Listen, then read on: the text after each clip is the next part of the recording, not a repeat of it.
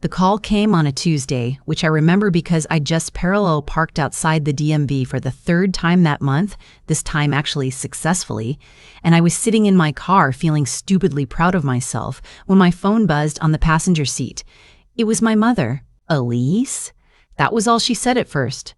Just my name, and that specific way she has. The way that means stop what you're doing and listen.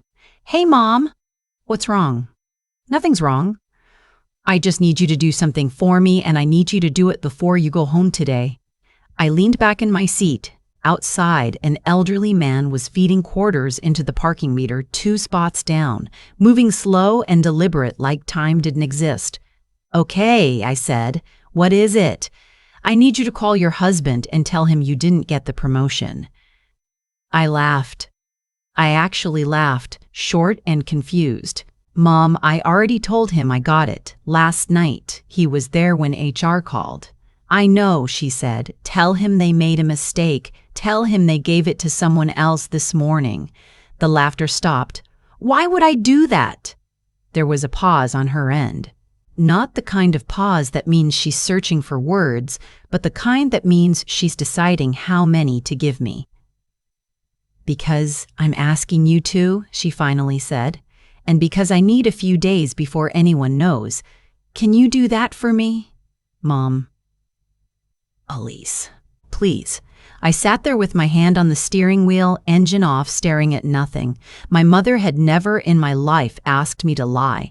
She was the woman who made me go back to the grocery store at age 9 to return 40 cents I'd accidentally pocketed.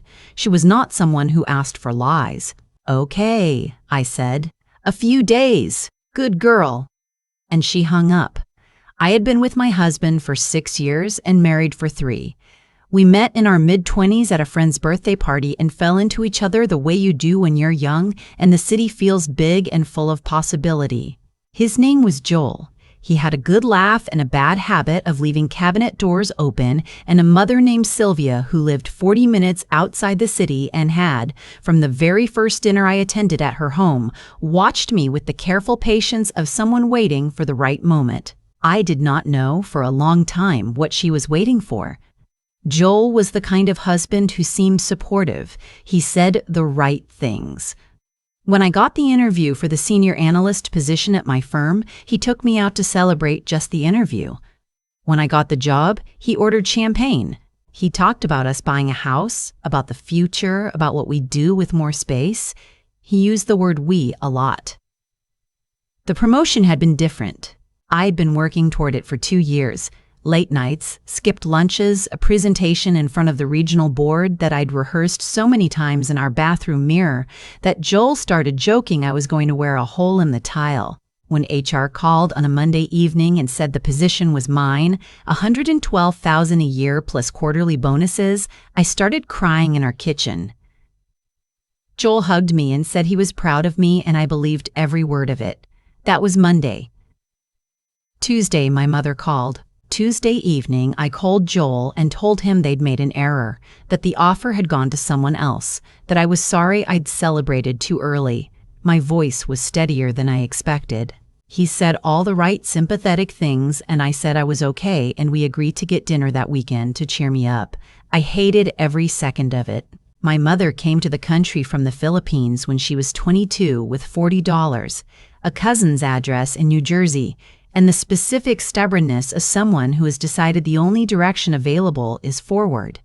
She put herself through nursing school. She bought a small house in a suburb outside Philadelphia when I was 3 years old, a pale yellow 2-story with a lemon tree in the backyard that she tended like a member of the family. She raised me and my brother mostly alone after my father left, and she did it without ever once making us feel like anything was missing. The house was hers outright.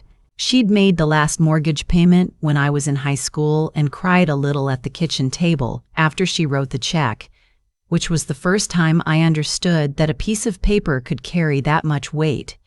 She told me once, quietly, that the house would be mine someday, not my brother's. He lived in Seattle and had made clear he had no intention of coming back east. Mine. She'd updated her will 5 years ago to reflect that. I was on the deed as the designated beneficiary. It was not a secret, but it was not something we discussed at dinner either. It was just a fact. Like the lemon tree, like the yellow paint. I did not connect any of this to what my mother asked me to do until 3 days later. She called me to the house on a Friday afternoon. I drove out after work, and when I came through the door, she was sitting at the kitchen table with a folder in front of her and a pot of coffee already made. She looked tired, but not frightened. My mother does not do frightened. "Sit down," she said. I sat. She pushed the folder across to me. Inside were documents, printed emails, a screenshot of a text conversation, and a single page that I had to read twice before it fully registered. It was a letter from a real estate attorney, addressed to Joel. It laid out, in clean legal language, a consultation he had apparently requested 8 weeks earlier. The letter referenced the value of residential property transferable through inheritance. It referenced spouses' rights in the state of Pennsylvania. It referenced timing. I put the paper down. "How did you get this?" I said. "It doesn't matter." "Mom." She looked at me steadily. "His mother called me," she said. 3 weeks ago. She didn't know I'd already spoken to someone. She thought she was feeling me out. She asked me, very casually, what my plans were for the house, what I intended to do with it eventually. My mother's voice was completely calm, and I knew. Right then, I knew. I stared at the letter. The attorney's letterhead, Joel's name. "He was going to wait," my mother said, "until after you started the new salary, until the income was established, then file. In this state, if you're married and you inherit property during the marriage, depending on how things are structured, there are arguments about commingling, especially if marital funds were ever used for maintenance or taxes." She paused. I talked to my own attorney. The timing was not accidental. The kitchen was quiet. The coffee maker dripped. Outside, I could hear a neighbor's dog barking at something. "The promotion," I said slowly, "$112,000 a year is very different from what you were making before," she said. "It changes certain calculations and a divorce settlement." I felt the room tilt slightly, the way it does when your brain is trying to catch up with something your body already understands. "He was going to wait until the money was real," I said, "and then leave." My mother reached across the table and covered my hand with hers. She didn't say yes. She didn't have to. I want to be honest about what the next several days were like, because people tell these stories and they make themselves sound strong and clear-eyed from the beginning, and I wasn't. I drove home from my mother's house and I sat in the parking garage of our apartment building for 45 minutes because I couldn't make myself go upstairs. I thought about our wedding.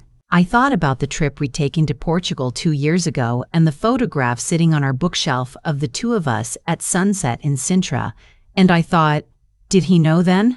I went through the apartment in my head, room by room, trying to retroactively understand every moment differently, which is an absolutely miserable thing to do to yourself, and I don't recommend it. What I kept coming back to was his mother, Sylvia, who had watched me since the first dinner. Sylvia, who had asked my mother about the house. I had spent 3 years trying to understand what she was waiting for, and now I did. I did not confront Joel. I know people will read this and say they would have, and maybe they're right, but I am my mother's daughter, and my mother does not show her hand until she knows what hand everyone else is holding. Instead, I made a phone call. The attorney my mother had consulted referred me to a colleague who specialized in family law. Her name was Miss Alderman, and she had an office in Center City and the brisk, compassionate manner of someone who had sat across from a lot of people having the worst moments of their lives and had decided the best thing she could offer was clarity. I told her everything. She listened without interrupting, which I appreciated. "First thing," she said when I finished, "the promotion? Is the offer in writing?" "Yes." "And your direct deposit, where does it go?" "Our joint checking account." She nodded slowly. "We're going to want to open a personal account. Separate bank, not one you and your husband have any history with. The first paycheck from the new salary, we're going to talk about where that lands." I opened the account that same week. A branch of a credit union across town, somewhere I'd never gone with Joel, somewhere his mother had never driven past.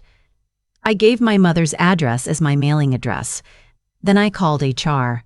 I explained that I needed my direct deposit information updated before the new pay period began. It was a 5-minute phone call. The woman on the other end was pleasant and efficient and had no idea she was helping me do something that felt, in the moment, like quietly moving all my valuables before a storm hit. I went to work every day. I said nothing to Joel. I smiled at dinner. I watched him the way my mother had watched Sylvia, carefully from behind something that looked like ordinary life. It was another 10 days before things began to move. My mother had, it turned out, done significantly more than I initially understood. While I was opening bank accounts and meeting with attorneys, she had been documenting. She had kept records of her conversation with Sylvia, notes she'd written down immediately after, dated and detailed. She had copies of the property tax statements showing she had paid them herself, consistently every year, with no contribution from marital funds. She had a letter from her attorney clarifying the nature of the bequest and the status of the deed. She had also, very quietly, had a conversation with her own financial advisor about restructuring certain things related to the property, conversations that were legal, properly documented, and designed to make the inheritance substantially more difficult to contest or claim any interest in. "You did all of this," I said to her one evening, sitting on her porch with cups of tea going cold between us. "Before you even called me." "I called you when I knew," she said. "I did the rest after." "How did you know what to do?" She was quiet for a moment, looking out at the yard. "I've been doing things alone for a long time, Elise. You learn to solve problems before they become emergencies." I thought about her at 22 with $40 and a cousin's address. I thought about the mortgage payment and the tears at the kitchen table. "He's not going to get the house," I said. It wasn't a question. "He was never going to get the house," she said. "I just needed to make sure of it." Joel filed for divorce 11 days later. He seemed surprised that I wasn't more surprised. I think he had expected tears or anger, or at least some visible shock, the performance of a woman who had been caught off guard. What he got instead was me, calm and prepared, with an attorney already on record and a financial situation he had not entirely anticipated. The conversation in our living room was brief and strange. He said he had been unhappy for a while. He said he hoped we could be civil. He said he knew this was hard. I noticed he did not ask about the promotion, the salary, the new position, the things he had seemed so happy about 2 weeks earlier. He asked about the house. My mother's house. He tried to make it sound casual. "That won't be part of any proceedings," I said. He looked at me for a moment, and something crossed his face that I hadn't seen before, or hadn't let myself see before. A quick recalculation, like a chess player realizing the board is different than they thought. "My attorney will be in touch with yours," I said. I moved out 2 days later and went to stay with my mother. Sylvia called me once during the period when the attorneys were going back and forth. I almost didn't pick up. I picked up. She was pleasant in the way she'd always been pleasant, surface smooth, every word chosen. She said she hoped there were no hard feelings. She said these things happened. She said she'd always considered me family. I let her talk. Then I said, "I know you spoke with my mother about the house." Long pause. "She mentioned it," I said. "I hope you understand that everything's been handled." Another pause. "Take care of yourself, Sylvia," I said, and I ended the call. I'm not going to pretend that felt as clean as it sounds. I sat with the phone in my hand for a while afterward. There's a version of grief that has nothing to do with love. It's just the loss of the life you thought you were living, the future you thought you were building. I grieved that. I let myself grieve it. And then I went downstairs where my mother was making arroz caldo because I had a cold coming on, and she maintains that arroz caldo cures everything. And I sat at the kitchen table the same way I had 1,000 times growing up, and I let the smell of it fill the room. The divorce was finalized 7 months later. It was not pleasant. Nothing about it was pleasant, but it was also not the disaster it might have been. The house remained entirely, unambiguously my mother's. with a clear legal path to becoming mine. The salary had been carefully managed from the beginning, so there was far less to dispute than Joel's initial attorney had apparently anticipated. Miss Alderman was worth every dollar. I stayed with my mother for 2 months before finding my own apartment, a one-bedroom in a neighborhood I'd always liked, close enough to visit easily, far enough to feel like a beginning. I had a small balcony where I put a potted rosemary plant and then forgot to water it and then saved it at the last minute, which felt metaphorically appropriate for where I was in my life. I started the senior analyst role on a Monday. I rode the train in with my work bag and my coffee and the slightly surreal feeling of someone arriving at a life that is recognizably theirs but looks different from every angle. My manager shook my hand. My new team seemed smart and genuinely friendly. I had lunch at my desk and answered 47 emails, and by the end of the day, it already felt like a place I belonged. I called my mother on the way home. "First day," I said. "And?" "Good. Really good." "Of course it was," she said, as though there had never been any other possibility. People ask me, when I tell parts of this story, why I didn't say something earlier. Why I kept going to dinner with Joel and sleeping in our apartment and acting like I didn't know, once I knew. Honestly, because my mother asked me to give her time, and I had watched her my whole life solve things that looked impossible. So when she said wait, I waited. But also, and I've thought about this a lot, because I think part of me needed those days to move through something, to understand fully what had been real and what hadn't. To stop looking at the photograph from Portugal and asking, did he know then? And just accept that the answer didn't actually change anything. The house is still yellow. The lemon tree bloomed last spring for the first time in 3 years, which my mother took as a sign of something, though she declined to specify what. My brother flew in from Seattle and we all had dinner together on the back porch, and it was loud and ordinary and a little chaotic, and exactly what a dinner with family is supposed to be. I don't know what Joel is doing. I don't know if Sylvia is still watching someone with that careful, patient look. Those aren't my rooms anymore. What I know is this. The day my mother called and said, "Tell them you didn't get it," she had already spent days thinking through what I hadn't started to consider yet. She didn't explain because there wasn't time, or maybe because she knew I'd say yes faster if she just asked. Probably both. She saved me the way she's always saved me. Not by making things easy, but by being, quietly and without any fanfare, several steps ahead. I call her every day now. I always did, but now I never let it go to voicemail. I've thought a lot about what the word naive actually means. People use it like it's an insult, like being trusting is the same as being foolish, but I don't think I was foolish for not seeing what Joel and his mother were doing. I think I was just living my life the way most people do, which is forward-facing, assuming the people next to you are pointed in the same direction. What I've learned is that integrity isn't just about what you do when people are watching.